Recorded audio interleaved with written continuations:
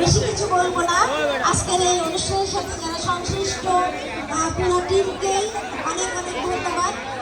কারণ অনেক 1 মাস ধরে এই অনুষ্ঠানটা সাজিয়েছে এবং অনেক কষ্ট করেছেন যে সমস্ত শিক্ষকবৃন্দ, তাদেরকে অনেক অনেক ধন্যবাদ। এর সঙ্গে সঙ্গে তোমরাও অনেক কষ্ট করেছো, তোমাদেরও অনেক ধন্যবাদ।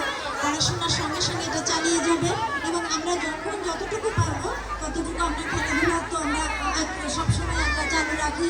আশা করি আমরা বছরের শুরুতে এর মধ্য দিয়েই আমরা অন্যান্য অনুষ্ঠানও আমরা এরকম সুন্দরভাবে আমরা করব।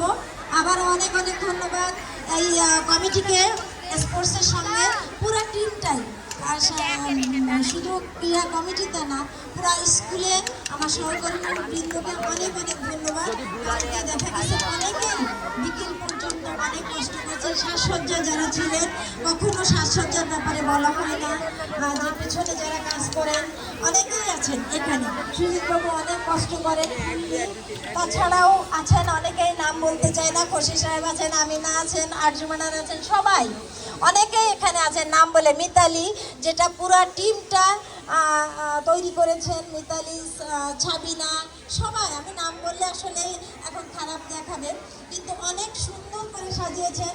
আমি মনে করি যে ওনারা থাকলে আরও ভবিষ্যতে আরও অনেক সুন্দর করে সাজাতে পারবেন। শুধু আমাদের কি যে সীমাবদ্ধতাটা এবার দেখা দিয়েছে, আমাদের এই যে বিল্ডিংটা হচ্ছে এর জন্যে খুব জায়গা ছোটোখাটোর মধ্যে দিয়ে আমরা করেছি, তারপরেও অনেক সুন্দর লাগছে, অনেক ভালো লাগছে তোমাদের।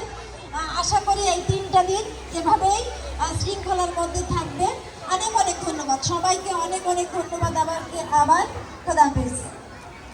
আর এর সঙ্গে সঙ্গে আজকের এই ক্রীড়া প্রতিযোগিতা অনুষ্ঠানের শুভ উদ্বোধন ঘোষণা করছি।